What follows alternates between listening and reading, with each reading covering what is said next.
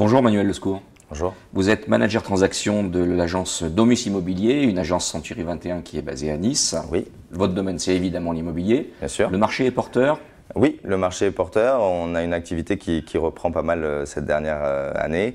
Le marché est porteur aussi puisqu'on a de plus en plus de gens qui aspirent à devenir propriétaires.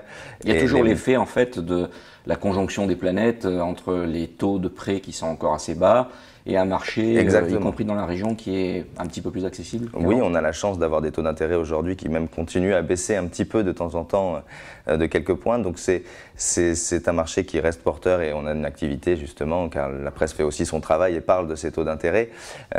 Et donc les gens sont là, sont présents et donc ont des projets de vie qu'on doit concrétiser. Quelle est la valeur ajoutée que vous apportez à vos clients dans l'agence ?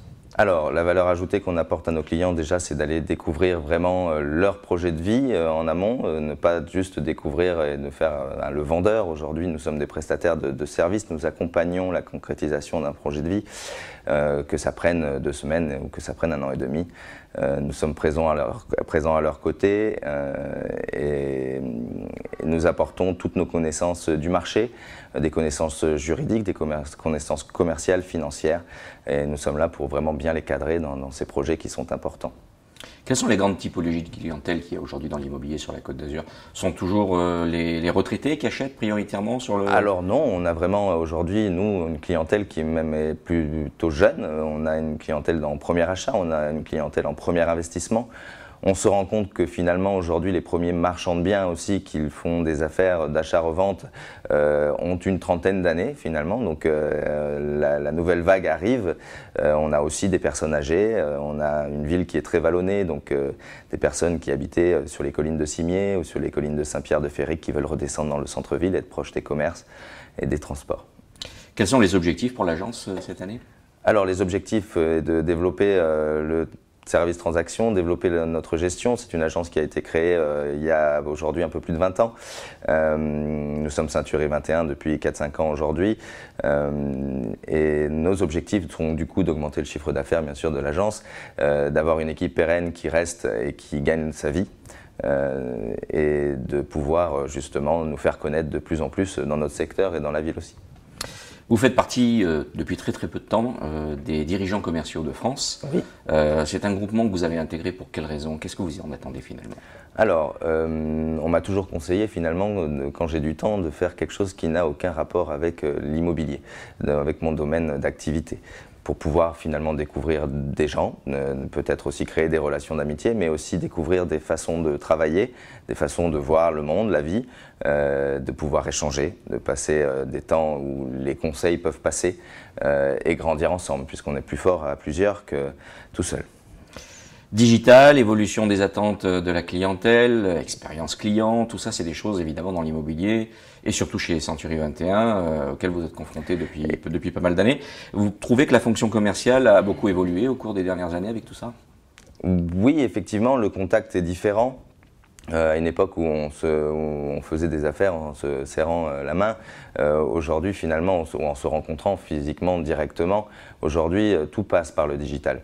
On a beau avoir une vitrine avec une présentation avec nos biens qui sont à la vente ou à la location, aujourd'hui tout se fait finalement sur Internet, sur le fameux site Century 21, sur les sites de publicité sur lesquels nous mettons nos biens, ainsi que sur Facebook, Twitter, sur lesquels nous communiquons sur notre façon de travailler, sur les actions que nous menons au quotidien, pour que les gens se rendent compte finalement de l'activité de l'agence et que les choses, que les choses soient dites. Voilà. Vous pariez même dans le futur la disparition des annonces dans les vitrines des agences immobilières pour qu'elles soient sur les réseaux sociaux et sur les sites web uniquement ou pas?